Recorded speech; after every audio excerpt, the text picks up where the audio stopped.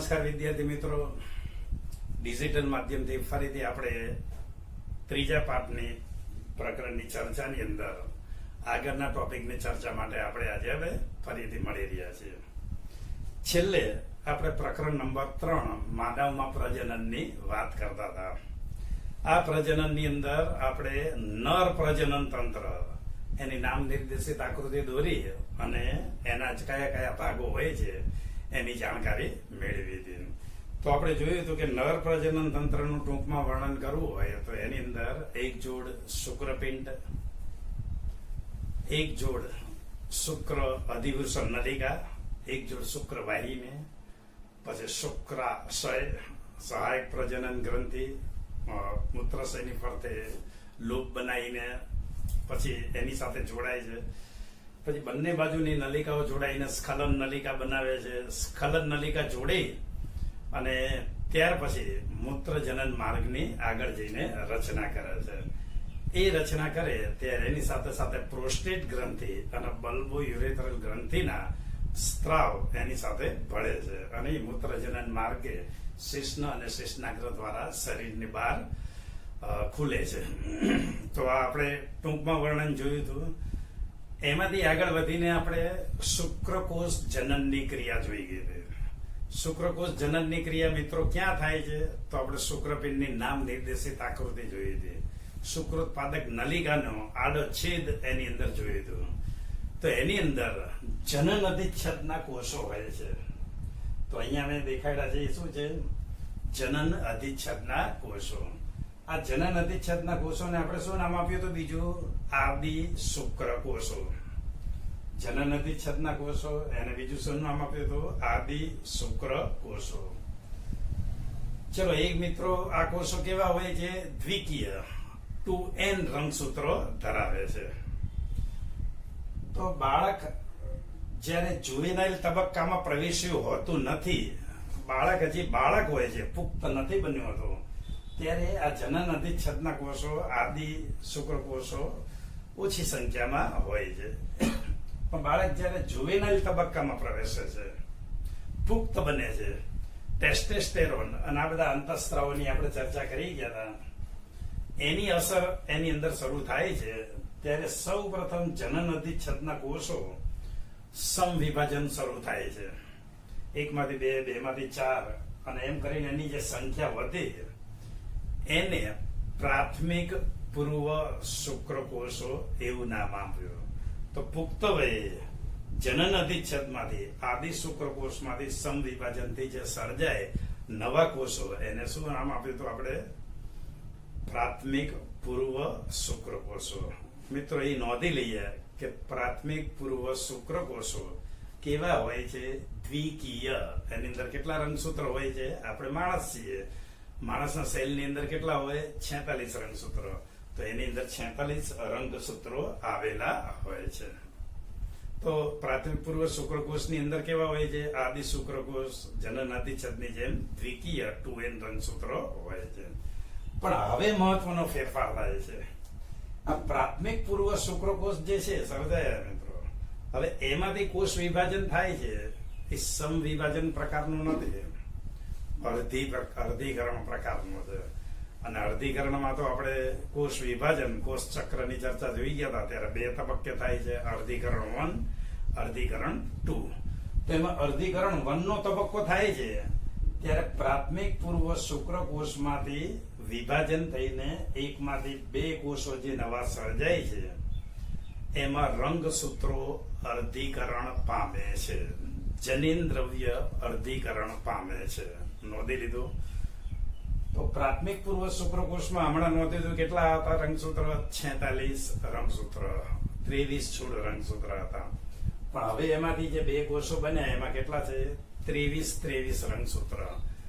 એટલે દ્વિકીય કોષો તો 2n, એમાંથી કેવા કોષો થયા? nn પ્રકારના કોષો થયા. નોંધી લીધું મિત્ર આટલું? તો આ nn પ્રકારના જે કોષો થયા એને હવે નવું નામ આપવું પડે. તો એની ફઈબાએ એને નવું નામ આપ્યું છે અને એ છે દ્વિતીય પૂર્વ શુક્રકોષ.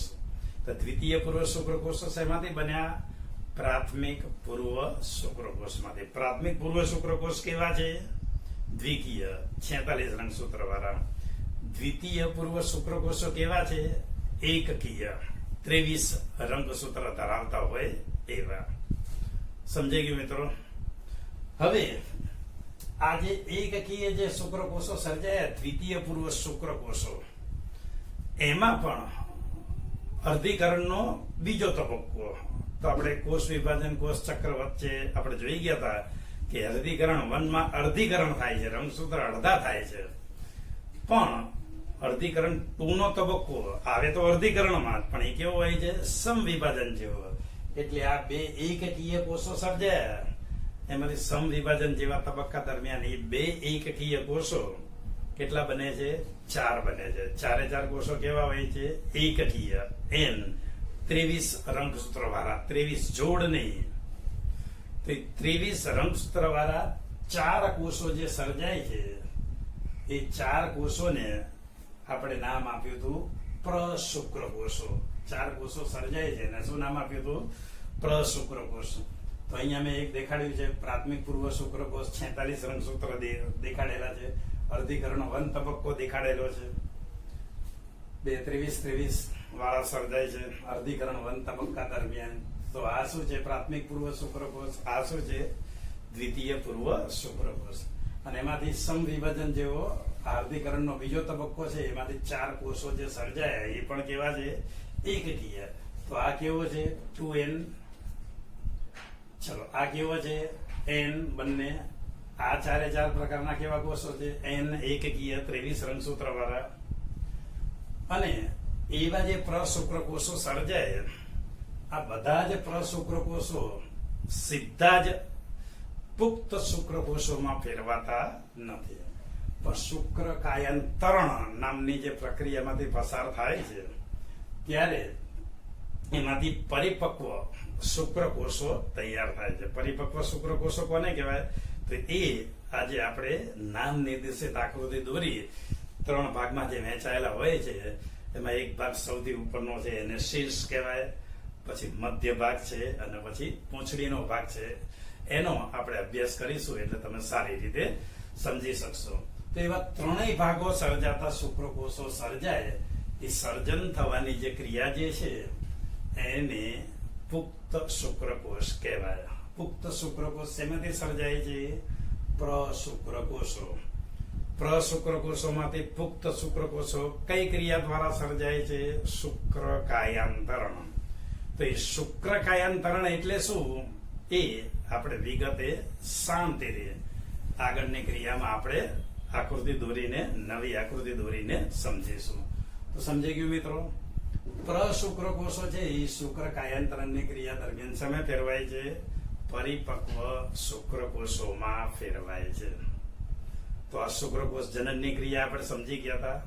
રિવિઝન સ્વરૂપે ફરીથી સમજાય છે મેં, એટલે તમને બરાબર પાકું ખ્યાલ આવી જાય, સમજાઈ જાય. હવે મિત્રો, આ બધી જે ક્રિયા આપણા શરીરમાં થાય છે, જે કઈ જૈવિક દૈહિક ક્રિયાઓ આપણા શરીરમાં, સજીવના શરીરમાં થતી હોય મિત્રો, એમાં અંતઃસ્ત્રાવો, હોર્મોન્સનો બહુ મહત્વનો ફાળો હોય છે. તો પુખ્ત બનવાની ક્રિયા, જાતીયતાનો વિકાસ થાય આપણા શરીરમાં, એમાં પણ અંતઃસ્ત્રાવોનો બહુ ફાળો હોય છે. તો એ જાતીયતાના વિકાસમાં અંતઃસ્ત્રાવોનો શું ફાળો છે, એ આજે આપણે જાણકારી દરમિયાન જોવાનું છે. તો ગઈકાલે આપણે ચર્ચા દરમિયાન આપણે જોઈ ગયા હતા કે ભાઈ શુક્રકોષ જનનની ક્રિયાની અંદર અંતઃસ્ત્રાવોનો ફાળો. પ્રશ્ન કયો છે? શુક્રકોષ જનનની ક્રિયાની અંદર અંતઃસ્ત્રાવોનો ફાળો. સમજાઈ ગયું? તો મિત્રો, આપણા માથાના પાછળના ભાગની અંદર, એટલે અહીંયા હાઇપોથેલેમસ નામની ગ્રંથિ છે. આ હાઇપોથેલેમસ ગ્રંથિ આપણા શરીરની બધી બીજી જે અંતઃસ્ત્રાવો સર્જતી જે ગ્રંથિ છે, એની ઉપર નિયામકી ગ્રંથિ તરીકે કાર્ય કરે છે. કઈ ગ્રંથિને કયો સ્ત્રાવ કરવો, કેટલા પ્રમાણમાં કરવો, ક્યારે શરૂ કરવો, ક્યારે બંધ કરી દેવો, આ બધા નિયમો અને નિર્ણયો લેવાનું કામ કોણ કરે છે? હાઇપોથેલેમસ. અત્યારે તો આપણે જાતીય અંતઃસ્ત્રાવોની ચર્ચા કરીએ છીએ, એટલે હાઇપોથેલેમસનો જાતીય અંતઃસ્ત્રાવોમાં શું ફાળો છે એટલી જ ચર્ચા કરીશું. પણ આ સિવાય બીજી પણ એની કાર્યવિધિ હોય છે, પણ એ જયારે ટોપિક સ્વરૂપે આવશે વૃદ્ધિ, વિકાસ ને એવા તબક્કામાં, ત્યારે આપણે એની જાણકારી. તો હાઇપોથેલેમસ અગ્રપિટ્યુટરી ગ્રંથિ દ્વારા જાતીય અંતઃસ્ત્રાવો સર્જવાનો આદેશ આપે છે. હાઇપોથેલેમસ કોને આદેશ આપે છે? અગ્રપિટ્યુટરી ગ્રંથિને આદેશ આપે છે. હવે આદેશ આપવાની પદ્ધતિ કઈ છે? બોલીને આદેશ નથી આપતી કે ચલે અગ્રપિટ્યુટરી ગ્રંથિ જાતીય અંતઃસ્ત્રાવોનો શરૂ કરતો, ચલો હવે બહુ થઈ ગયા, બંધ થઈ જાય. આવી કોઈ ભાષા નથી જેવી મારી અને તમારી વચ્ચે વાતચીતની ભાષા હોય છે, એવી ભાષા નથી. તો એનું નિયમન કેવી રીતે થાય છે એ બરાબર સમજવા જેવું છે. બરાબર? તો હાઇપોથેલેમસ માંથી GHRH નામનો અંતઃસ્ત્રાવ નીકળે છે. આ અંતઃસ્ત્રાવનો એવો અર્થ થાય કે અગ્રપિટ્યુટરી ગ્રંથિને સંદેશો મોકલાવે છે કે શુક્રકોષ જનન માટે LH અને FSH નામના GTHS પ્રકારના જાતીય અંતઃસ્ત્રાવો સર્જો, શરૂ કરો. તો એ આદેશ નું નામ શું છે? GHRH. એનું પૂરું નામ શું છે? Growth hormones releasing hormones. એનું પૂરું નામ શું છે? Growth hormones releasing hormones.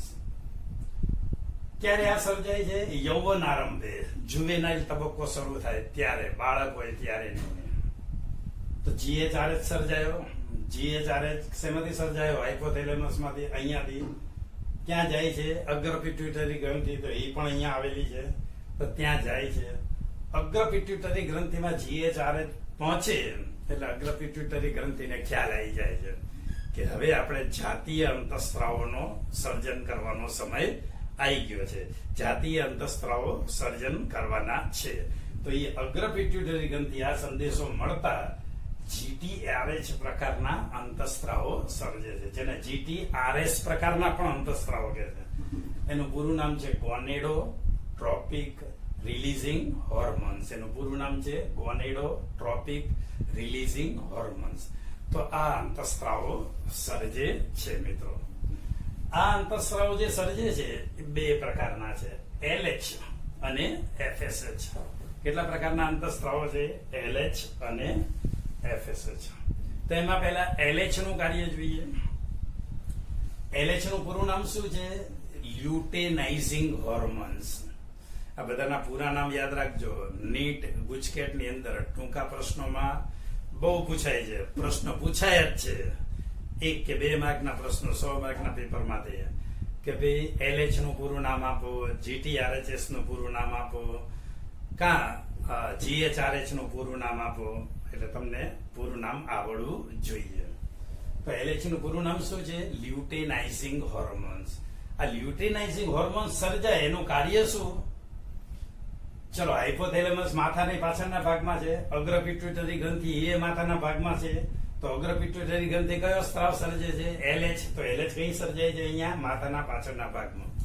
પણ લોહીમાં ભળીને એની અસર ક્યાં થાય છે? શુક્રપિંડમાં. ફરતો ફરતો એની ક્યાંય અસર ન થતી. પણ જેવા શુક્રપિંડની અંદર દાખલ થાય છે એમાં શુક્રોત્પાદક નલિકાનો જે બહારનો વિસ્તાર અને અંદરનો વિસ્તાર, તો એમાં શુક્રોત્પાદક નલિકાનો અંદરનો જે વિસ્તાર છે એની અંદર આપણે જોઈ ગયા લેડિંગના કોષો છે. એ લેડિંગના કોષો ઉપર કાર્ય કરે છે. એ LH લેડિંગના કોષોને સ્પર્શે એટલે તરત જ કહે છે કે ભાઈ ચલો હવે શુક્રકોષ જનનની ક્રિયાનો પ્રારંભ કરો. એટલે લેડિંગના કોષો કઈ રીતે કાર્ય કરે છે? ટેસ્ટેસ્ટેરોન નામનો એન્ડ્રોજેન્સ પ્રકારનો અંતઃસ્ત્રાવ બનાવવાનું શરૂ કરે છે. LH ક્યાં પહોંચે છે? લોહીમાં ભળીને અગ્રપિટ્યુટરી ગ્રંથિમાંથી શુક્રોત્પાદક નલિકાના અંદરના વિસ્તારમાં. અંદરના વિસ્તારમાં કયા કોષો છે? લેડિંગના કોષો. શેનો સ્ત્રાવ કરે છે? ટેસ્ટેસ્ટેરોન એન્ડ્રોજન્સ.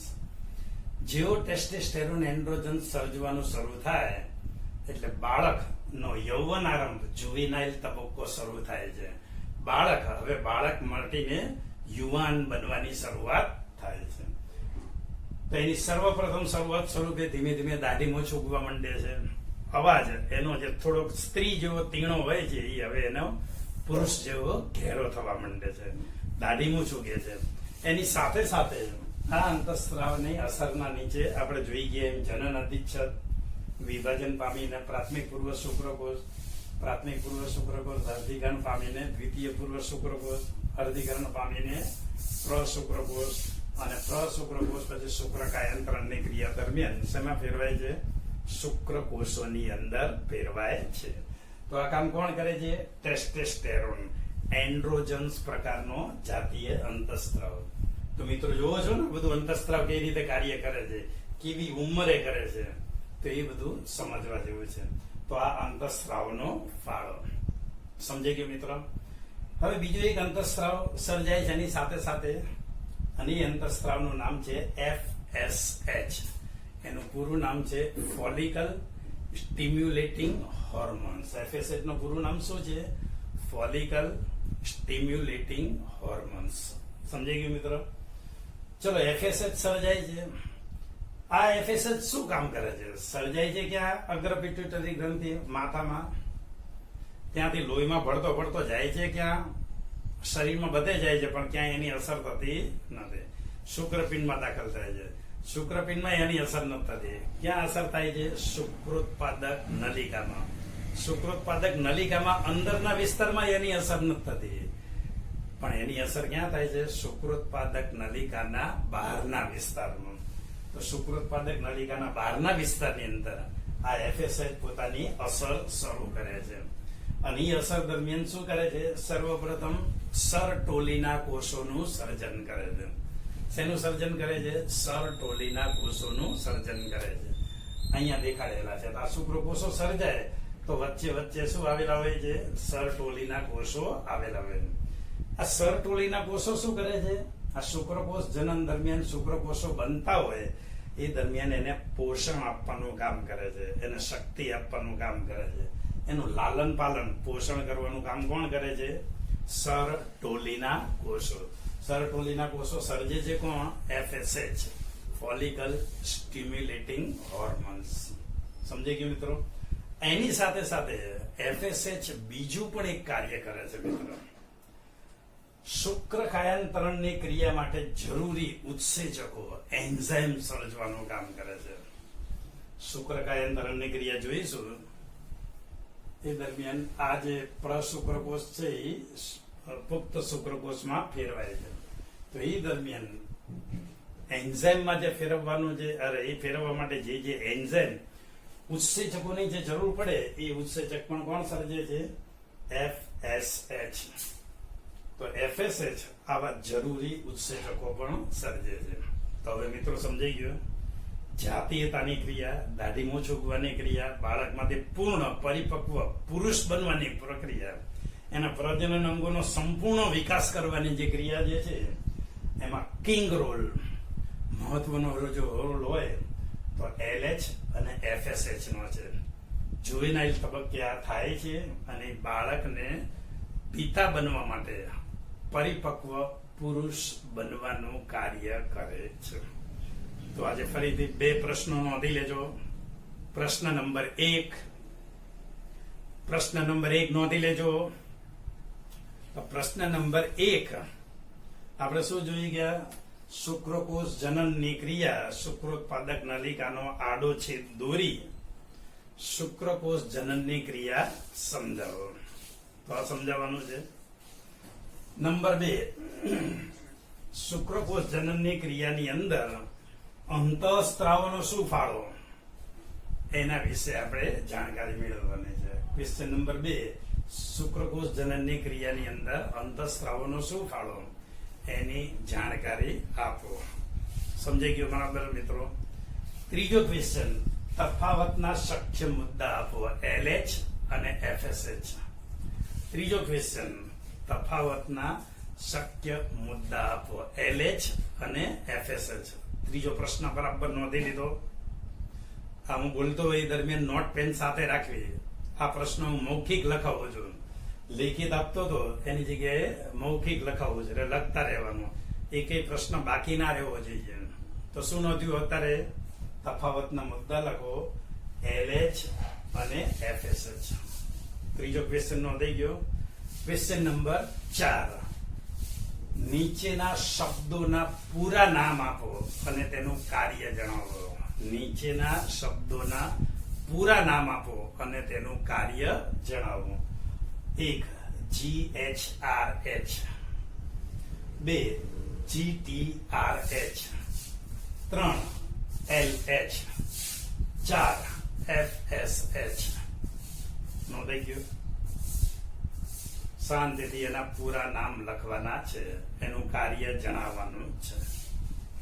ચોથો ક્વેશ્ચન નોંધાઈ ગયો. પાંચમો ક્વેશ્ચન મિત્રો, શુક્ર કાયાંતરણ એટલે શું? પાંચમા ક્વેશ્ચનમાં શું કહેવાનું છે? શુક્ર કાયાંતરણ એટલે શું? પાંચમો પ્રશ્ન નોંધાઈ ગયો. છઠ્ઠો ક્વેશ્ચન, પરિપક્વ શુક્રકોષને નામ નિર્દેશિત આકૃતિ દોરી શુક્ર કાયાંતરણની ક્રિયા વિગતે સમજાવો. પરિપક્વ શુક્રકોષની નામ નિર્દેશિત આકૃતિ દોરી અને શુક્ર કાયાંતરણની ક્રિયા વિગતે સમજાવો. હવે હું આ બરાબર સમજાવું એ પહેલા તમે સરસ રીતે આ પાટિયામાં જે લખ્યું છે આગળ આપણે શુક્ર કાયાંતરણની ક્રિયા, હવે આ છેલ્લો ક્વેશ્ચન મેં નોંધાયો ને કે ભાઈ પરિપક્વ શુક્રકોષની અંદરના જે જુદા જુદા ભાગો હોય છે એના કાર્યની સમજૂતી આપો. એ સમજાવવું એ પહેલા તમારે આ પાટિયામાં લખ્યું છે, એક વખત તો લખ્યું જ તો ફરીથી લખવું હોય તો સારી રીતે લખી લો. પછી આપણે આગળના ટોપિકની ચર્ચા કરીએ. બરાબર મિત્રો? તો મિત્રો હવે આપણે અંતઃસ્ત્રાવનો ફાળો, શુક્રોત્પાદક નલિકાના આડાછેદની ચર્ચા, શુક્રકોષ જનનની ચર્ચા, એની અંદર અંતઃસ્ત્રાવનો શું ફાળો છે એ જાણકારી મેળવ્યા પછી હવે આપણે શુક્ર કાયાંતરણની ક્રિયા વિશે આપણે જાણકારી વિશેષમાં મેળવીએ છીએ. આ શુક્ર કાયાંતરણ દરમિયાન પરિપક્વ શુક્રકોષ એમાં કયા કયા ભાગો હોય છે એ આપણે સમજી રહ્યા છીએ. તો પ્રશ્ન કયો છે? પરિપક્વ શુક્રકોષની નામ નિર્દેશિત આકૃતિ દોરી સામાન્ય માહિતી આપો. પરિપક્વ શુક્રકોષની નામ નિર્દેશિત આકૃતિ દોરી અને એની સંપૂર્ણ માહિતી એની ઉપર નોંધ લખો. પ્રશ્ન લખાઈ ગયો. તો હવે હું આકૃતિ દોરું છું, મારી સાથે સાથે તમારે આકૃતિ દોરવાની છે. તો મિત્રો આ જે પેલા ત્રિકોણ જેવો જે ભાગ દોરું છું એ શુક્રકોષનું શીર્ષ છે. તો આ શીર્ષની અંદર આ જે ભાગ જે છે એ રંગસૂત્રીય દ્રવ્ય ધરાવે છે. એટલે એની અંદર 23 જોડ રંગસૂત્રો 23 રંગસૂત્રો એની અંદર આવેલા હોય છે. એન શેમાં? શીર્ષમાં. આ ભાગ કયો છે? શીર્ષ. શીર્ષની અંદર આવી જે રચના જે છે રંગસૂત્રીય દ્રવ્ય ધરાવે છે. એટલે એકકીય રંગસૂત્રીય દ્રવ્ય ધરાવે છે. આ શીર્ષની ઉપર જે આવી રચના હોય છે જે મિત્રો એને શુક્રાગ્ર તરીકે ઓળખવામાં આવે છે. આ શું છે? શુક્રાગ્ર. આ શુક્રાગ્ર શુક્રકોષનો અંડકોષમાં પ્રવેશ થાય ફલન વખતે એની અંદર અગત્યનો ભાગ ભજવે, એની અંદર કામ લાગે એવા જરૂરી ઉત્સેચકો ધરાવે છે. અત્યારે શું ભાગ ભર્યો? શુક્રાગ્ર.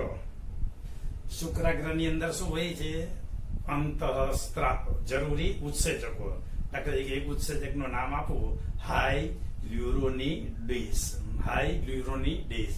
આ અંતઃસ્ત્રાવ શું કાર્ય કરે એ આપણે ફલનની ક્રિયા જ્યારે ભણીશું ટોપિકમાં ત્યારે તમને એ ઉત્સેચકનું કાર્ય ખ્યાલ આવશે. તો એ જરૂરી ઉત્સેચકો શેમાં આવેલા હોય છે? શુક્રાગ્રની અંદર. એ શું કામ કરશે? આ શુક્રકોષ જે છે એના અંડકોષની અંદર પ્રવેશ માટે મદદ કરે છે, સહાયરૂપ થાય છે. તો બીજી રીતે કહેવું હોય તો એમ કહેવું હોય તો કહેવાય કે અંડકોષના ફલનની અંદર આ શુક્રાગ્ર મહત્વનો ભાગ ભજવે છે. સમજાઈ ગયું? ચલો મિત્રો, આ જે છે રસ સ્તર અહીંયા છે એવું નથી. આ રસ સ્તર છે. આગળ બીજી આકૃતિ દોરીશું એ તો બહારનો ભાગ જે છે એ રસ સ્તર છે. તો એ રસ સ્તર આજે સમગ્ર શુક્રકોષ દોરીશું 3 ભાગમાં. એ સમગ્ર શુક્રકોષના દેહને આવરી લેવાનું કામ કરે છે. આ રસ સ્તર શું કામ કરે છે? સમગ્ર શુક્રકોષોના દેહને આવરી લેવાનું કામ કરે છે. આટલો ખ્યાલ આવી ગયો મિત્રો.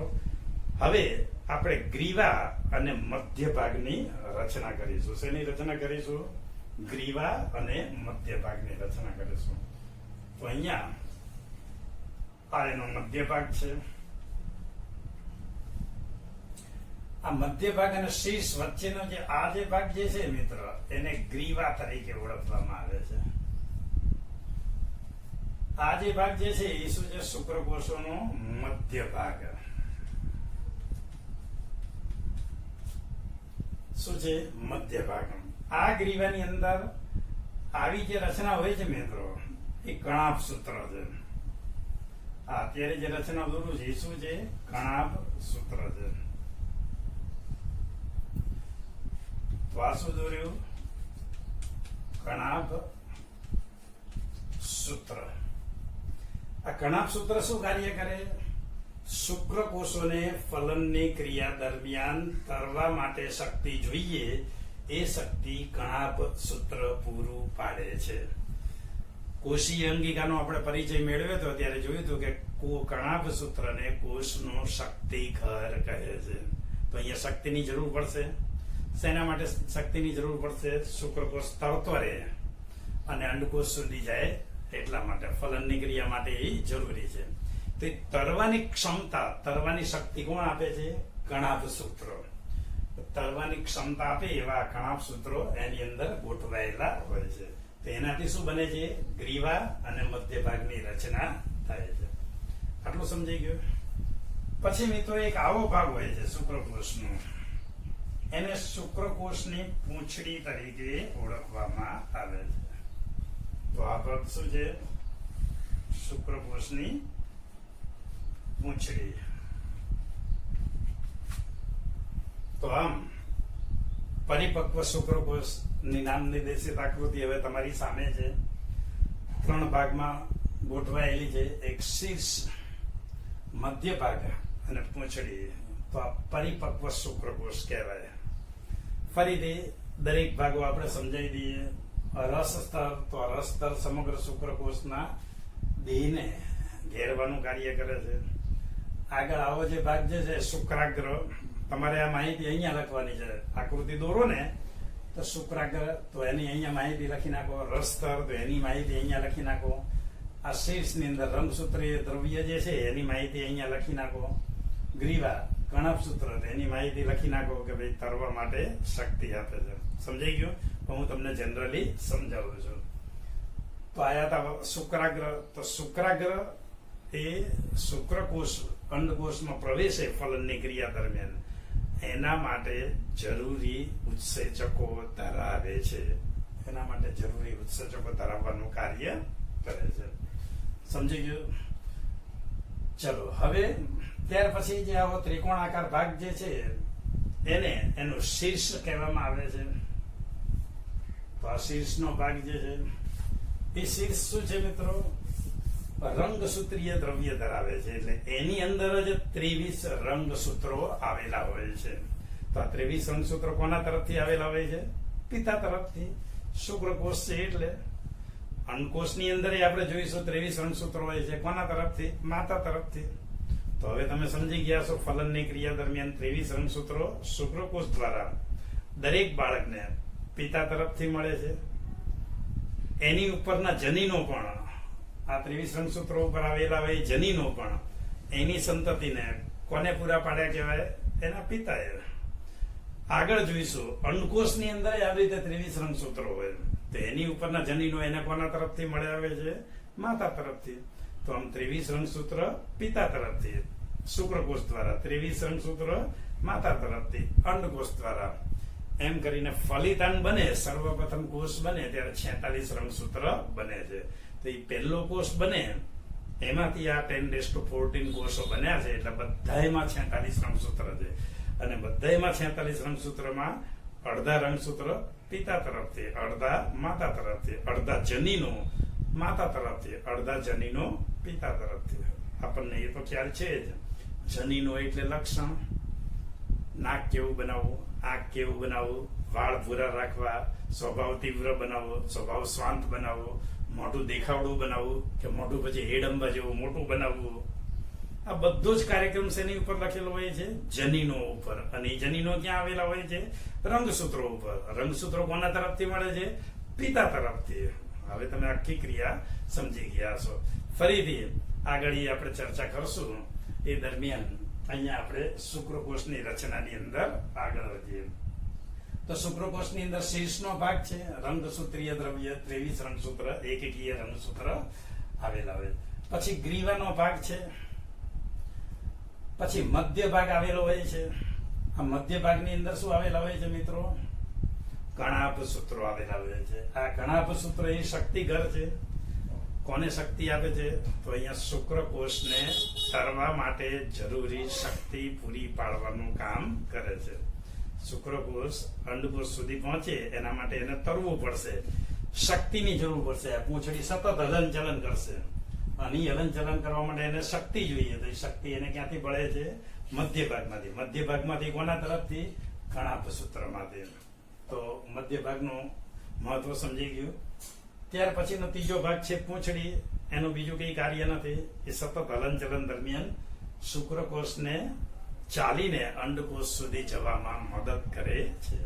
તો આવી રીતે શુક્રકોષના કેટલા ભાગ થયા? 3 ભાગ, શીર્ષ, મધ્ય ભાગ, પૂંછડી. આવો જે શુક્રકોષ હોય એને પરિપક્વ શુક્રકોષ કહેવાય. બોલો, ખ્યાલ આવી ગયો? હવે મિત્રો બીજું શુક્રકોષ વિશે જનરલ માહિતી તમને સાથે આપી દઉં. તો નંબર 1, પુરુષ જાતીય રીતે ઉત્તેજાય અને વીર્યસ્ત્રાવ કરે ત્યારે એની અંદર શરૂઆતમાં એક સ્ખલનની અંદર શુક્રકોષો, આવા શુક્રકોષોની સંખ્યા કેટલી હોય છે તમને જાણીને તાજ્જુબી, આશ્ચર્ય થશે. 200 થી 300 મિલિયન જેટલા શુક્રકોષો એક જ વારના સ્ખલનની અંદર સ્ત્રીના યોનિ માર્ગની અંદર દાખલ થાય છે. 200 થી 300 મિલિયન. હજી પણ તમારું આશ્ચર્ય ઓછું પડતું હોય તો બીજું આશ્ચર્ય એ છે કે 1 મિલિયન એટલે 10 લાખ શુક્રકોષો. 1 મિલિયન એટલે 10 લાખ શુક્રકોષો. 200 300 ગુણ્યા 10 લાખ કરો, એટલી સંખ્યામાં શુક્રકોષો એક વારના સ્ખલન દરમિયાન સ્ત્રીના યોનિ માર્ગની અંદર દાખલ થાય છે. એમાંથી સંતતિ સર્જવા માટે તો એક જ શુક્રકોષની જરૂર છે. પણ અત્યારે આપણે એની બાયોલોજી ભણીએ છીએ ત્યારે આપણને એના વિશેનું જ્ઞાન હોવું જોઈએ. ચોપડીમાં શું લખેલું છે એ પણ આપણને ખ્યાલ હોવું જોઈએ. તો એક વારના સ્ખલનની અંદર શુક્રકોષોની સંખ્યા કેટલી હોય છે? 200 થી 300 મિલિયન. 1 મિલિયન એટલે શું? 10 લાખ શુક્રકોષો. ખ્યાલ આવી ગયો? આટલા બધા શુક્રકોષો સ્ખલન પામીને યોનિ માર્ગમાં પ્રવેશે અને 100% કહીએ મિત્રો તો બીજી એક ખાસ નોંધી લેવા જેવી બાબત છે કે 100% શુક્રકોષમાંથી 60% શુક્રકોષો મિનિમમ, કમસે કમ એવા હોવા જોઈએ કે જે પૂર્ણ રીતે પરિપક્વ હોવા જોઈએ. પૂર્ણ પરિપક્વ કોને કહેવાય? જે શીર્ષ ધરાવે, મધ્ય ભાગ ધરાવે, પૂંછડી ધરાવે, આ બધા ભાગો ધરાયેલા હોય એવા 60% શુક્રકોષો હોવા જોઈએ. 40% પરિપક્વ હોય તો ચાલશે, પણ 60% પરિપક્વ હોવા જરૂરી છે.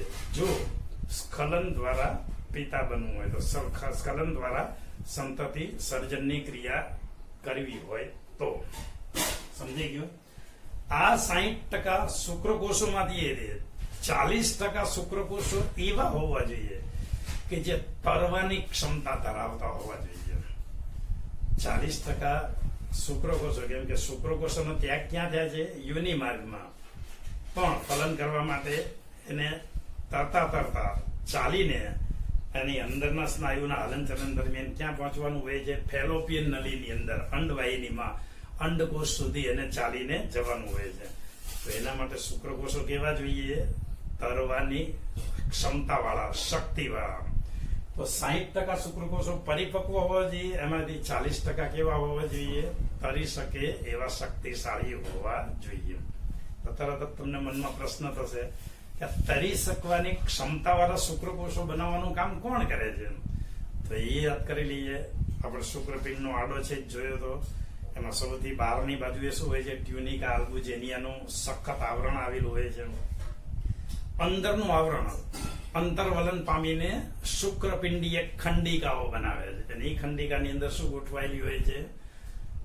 250 જેવી લગભગ શુક્રોત્પાદક નલિકાઓ ગોઠવાયેલી આ ખંડિકાઓ હોય છે. શુક્રપિંડી એ 250 જેવી હોય છે, અને દરેક ખંડિકાની અંદર શુક્રોત્પાદક નલિકાની સંખ્યા 1 થી 3 ની અંદર આવેલી હોય છે.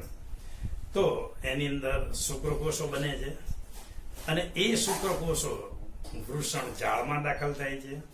વૃષણ જાળમાંથી જયારે શુક્રાશય જે કહેવાય કે શુક્રાશય વૃષણ જાળમાંથી એ જે શુક્રકોષો જે છે અધિવૃષણ નલિકાની અંદર દાખલ થાય છે. શેના દ્વારા? શુક્રકાય દ્વારા. તો શુક્રવાહિકાઓ તરીકે પણ એને ઓળખવામાં આવે છે. તો વૃષણ જાળમાંથી શુક્રવાહિકાઓ દ્વારા ક્યાં પહોંચે છે? અધિવૃષણ નલિકામાં.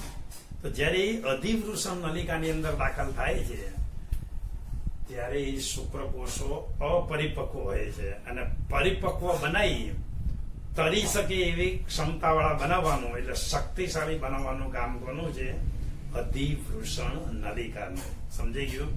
અધિવૃષણ નલિકામાંથી પરિપક્વ તરી શકે એવા શુક્રકોષો ત્યાર પછી શેમાં દાખલ થાય છે?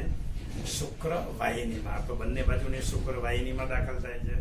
શુક્રવાહિની ત્યાર પછી શુક્રાશય, પ્રોસ્ટેટ અને બલ્બોયુરેથર ગ્રંથિના સહાયક ગ્રંથિઓમાંથી પસાર થઈને મૂત્રજનન માર્ગમાં પ્રવેશે છે. હવે સમજી ગયા છો કે મૂત્રજનન માર્ગમાં પ્રવેશે એ દરમિયાન શુક્રકોષોની સાથે શુક્રાશયમાંથી પસાર થાય ત્યારે શુક્રાશયનો રસ દાખલ થાય. પ્રોસ્ટેટ ગ્રંથિમાંથી પસાર થાય ત્યારે પ્રોસ્ટેટ ગ્રંથિનો સ્ત્રાવ એની અંદર દાખલ થાય. બલ્બોયુરેથર ગ્રંથિમાંથી પસાર થાય ત્યારે બલ્બોયુરેથર ગ્રંથિનો સ્ત્રાવ એની અંદર દાખલ થાય છે. તો હવે બે વસ્તુ બની ગઈ: સહાયક ગ્રંથિનો સ્ત્રાવ એટલે શુક્રાશય, પ્રોસ્ટેટ, બલ્બોયુરેથર ગ્રંથિનો સ્ત્રાવ અને શુક્રકોષો. તો આ સહાયક ગ્રંથિનો સ્ત્રાવ અને શુક્રકોષો બંને ભેગા મળીને જે રચના થઈ એને વીર્ય તરીકે ઓળખવામાં આવે છે. સફેદ રંગનું હોય છે. એક વખતના સ્કાલનની અંદર એનું પ્રમાણ 2 થી 3 ml જેટલું હોય છે. ચલો, આટલું નોંધી લીધું. હવે આ જે શુક્રાશય રસ જે છે એટલે પ્રોસ્ટેટ ગ્રંથિ, શુક્રાશય અને બલ્બોયુરેથર ગ્રંથિના સ્ત્રાવને શું કહેવામાં આવે છે? શુક્રાશય રસ તરીકે પણ ઓળખવામાં આવે છે. એમાં શું હોય છે? તેમાં શક્તિના સ્ત્રોત તરીકે શર્કરા તરીકે ફ્રુક્ટોઝ આવેલો હોય છે. આ ઉપરાંત એની અંદર કેલ્શિયમ હોય છે, અને આ ઉપરાંત જરૂરી ઉત્સેચકો એની અંદર આવેલા હોય છે.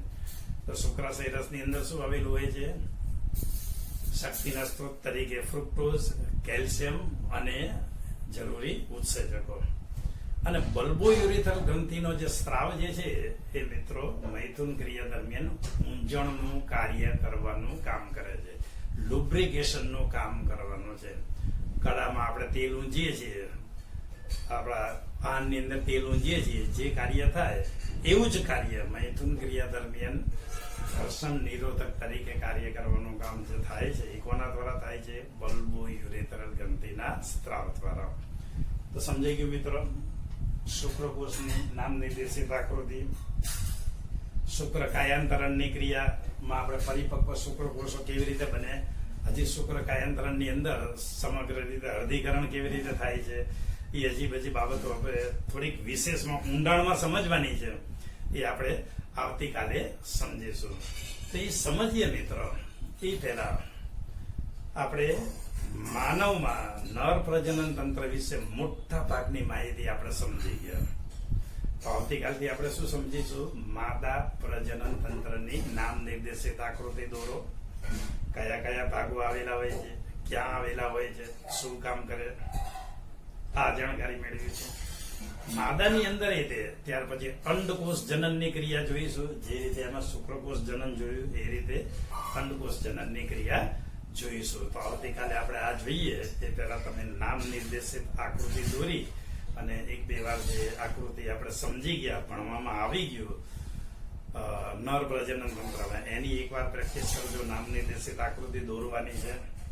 ઉપરાંત મેં જે ટોપિક કીધા કે આવતીકાલે ભણવાના છે એની પણ નામ નિર્દેશિત આકૃતિ દોરી એનું વર્ણન એકવાર પાઠ્યપુસ્તકમાંથી સરસ રીતે વાંચી લેજો, જેથી હું તમને જે સરસ રીતે સમજાવું બહુ જ સરસ રીતે વિડીયોના લેક્ચરથી સમજાઈ જાય, એટલે નીટ ગુજકેટ કે એની થિયરીના પ્રશ્નો લખવામાં તમને વાંધો આવે નહીં. તો છેલ્લો પ્રશ્ન નોંધાઈ ગયો મિત્રો. શું કીધું? પરિપક્વ શુક્રકોષની નામ નિર્દેશિત આકૃતિ દોરી અને એના વિશેની અન્ય માહિતી મેળવો. નોંધી લીધું મિત્રો? Thank you very much. આજે આટલું. કાલે મેં તમને જે કાર્ય સોંપ્યું છે એ કાર્ય તમે વાંચીને તૈયાર કરજો. ઓકે.